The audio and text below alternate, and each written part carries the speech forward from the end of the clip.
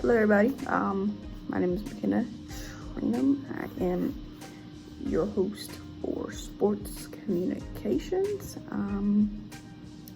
and today's podcast is going to be about a mix of everything. I'm just joking. It's going to be a mix of a little bit of soccer. I really want to get to soccer. I really want to talk about Morgan's retirement. I have a lot to say about that. Then I just want to talk about some rules, some things about the NWSL. Just because I am really obsessed with this league right now. And I just want to talk about what's going on. Okay, so I want to talk about Morgan's retirement. I just want to say, because I'm a soccer person, I don't know if you've seen from either two podcasts. I've been playing soccer since 4 years old. 20 now. About to turn 21 in about 2 months. So do the math. Play soccer my life. Soccer is my favorite. Just joking. So I just want to let you know that I cried when the National Women's Soccer Team won in 2016. Whenever they won the biggest tournament, I was on vacation and I told my family, we're watching this. You can go to the beach without me. I will watch this game. I do not care. So I just want to talk about the NWSL. It's a league. Most people don't know about it. Maybe you do, maybe you don't. If you don't, let me just say it for you right now. It is the National Women's Soccer League. It is, let me see, it is 14 teams. The current champions, if you don't know, are Gotham FC. If you don't know who they are, they're a team in New York, New Jersey. They had Ellie Krieger. If I ever figure out how to put a picture, I'll put a picture, but I don't know. She was one of the offensive defenders. She did both. So I do know, but I don't. So she used to play offense and she used to play defense as well. And yes, she was the captain. She won. So happy. She also retired. Crying. So wanted to let you know that there's also been a lot of scandals. The NWSL, I say this way too quickly, the NWSL. So yeah, we're not gonna talk about that as well. But Alex Morgan is out. And if you don't know about Alex Morgan, she was a lot of young women's thing to play. I remember I had her book when I was like 10 years old. I wanted to be Alex Morgan. If you don't know, a lot of girls had her, like, essentially it was like KT tape. Not really, but like Athletic Trend tape. You just roll it around and you just like put it on your head.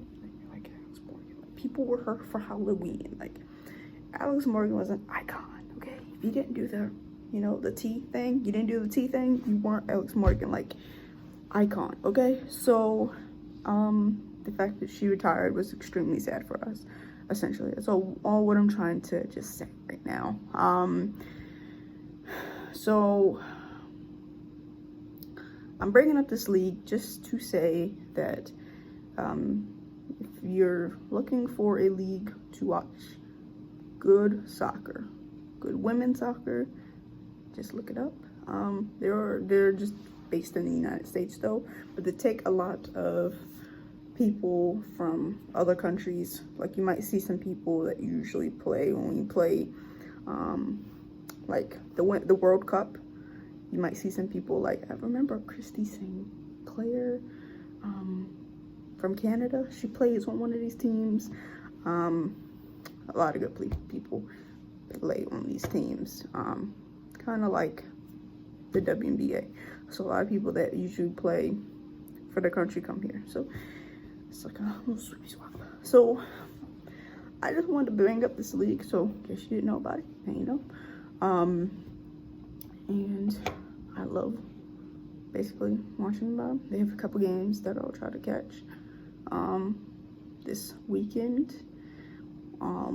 Like tomorrow and then Saturday, they got a game at 8, 10, 7, and 7:30.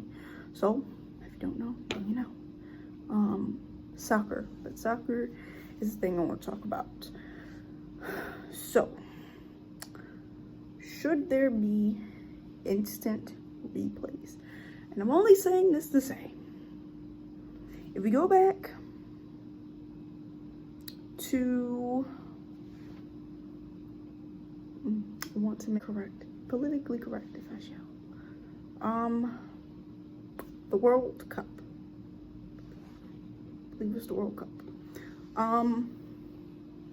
Where a listener went for the ball, and I forgot who was the team. I wanted to forget about it. I did. I'm a goalie, so I literally look up to a listener as my role model, my icon. I did, as well as I look up to every goalie as my icon. So when she went to go get the ball, and it was by a slither of the ball that went in during the penalty shootout. Should there be instant replays in sports?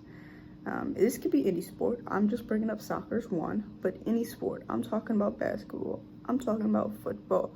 I'm talking about swimming, badminton, tennis. You name it, instant replay. I say yes, because I think that the fact that it took a while for them to get the instant replay, it just was a lot of suspense. It was a lot of suspense. Nobody knew for a minute that it was the ball hadn't gone in, because we all thought a listener saved the ball, you know, honestly. And then it was brought back because, well, no. So, that's what I think. But just from another aside, instant replay in general. Should it be instant replay for football? Just let's bring up football. Yes. In any stance, because there will be some plays and they'll let them just slide out of bounds, and then they'll say, whatever, just keep going. It'll be 2 minutes left on the clock. Keep going. And I'm talking about college football as well. So I think so, to make it fair, just to make the play fair. And then let's go back to soccer, because this is a soccer podcast for all we know. Should penalty shootouts be used to decide the winning team?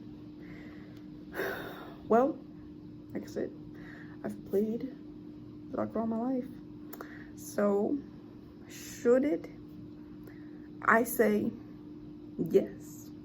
Because what else would we do? We would just keep playing 120-minute half until somebody just stops. I mean, I don't know. Gives up the goal. So yes, somebody will succeed. The best goalie out of the best goalie will show their skill. We did that when I was in high school. So yes, I think so. I think it really shows who is the best kicker under pressure. Like Megan Rapinoe, she missed her kick. She's the veteran on the team. She missed her kick. But Ellison Air did. So, let's see. What is it? And then just another one. It goes along with soccer. Playing sports at school is just important as other subjects. Personally, my mama always said, your schoolwork is is much more important than anything else. I think it can be double-sided. Personally, unless you're rich and you already know what school you're going to and you're a walk-on, and you know that you can just walk right on and hit a mile per hour ball or do it, but you've already have connections with the coach. Unless that is, and you want a sports scholarship, you do need to have a balancing act in school, personally. It wasn't in the cards for me. COVID hit. I didn't have any film, so I was never gonna go to school for sports because there was just no film to send anybody. So I had to take that pill and swallow it, so to speak, and just say, well, I'm not going to school for sports. I need to go to school for something else. So if you want sports to be what you need it to be for you, you really need to think about it. And you really need to say, well, right now, if I'm talking to a high schooler and they play sports, you really need to say, hey, all right, well, I need to do well in school. I really need to do well in school. And if I want to take up a sport to get myself into college with a sports scholarship, not an academic, but both, you need to do both at the same time so that you are covered at the same time. So that's how I feel. I feel like it's important, both. Like both of them are important, not just one or the other. And that's just how I feel personally from what I've had to deal with. Being a student athlete, unfortunately, just COVID just messed everything up. But yeah. So, but this new generation now, they have a chance, they have a choice to make. So that's how I feel. So yeah. But thank you for listening. Thank you for coming and hearing about my soccer rant / podcast. And I hope you are willing to stick around. We have some interviews coming up in the next coming weeks, so I hope you do come back. So yeah, see you later.